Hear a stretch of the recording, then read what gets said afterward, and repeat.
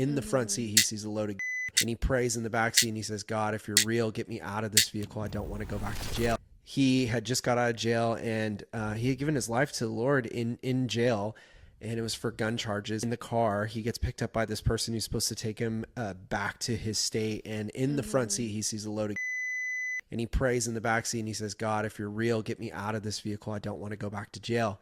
She gets a phone call to the driver, and she has to drive him back and drop him off and says, I can't take you.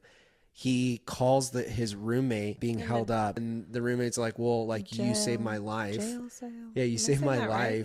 life from, like, I guess being stabbed to death or something. And so he's like, I'll get you a hotel room and an Uber. And so he's telling me this story, and I'm like driving him, and I'm like, isn't that crazy how you were praying and talking to God, and like God gave you an Uber, and the Uber happened to be a pastor. And like, I just want to like encourage you that, you're not alone, that like God does hear your prayers, and like God has a big plan for your life.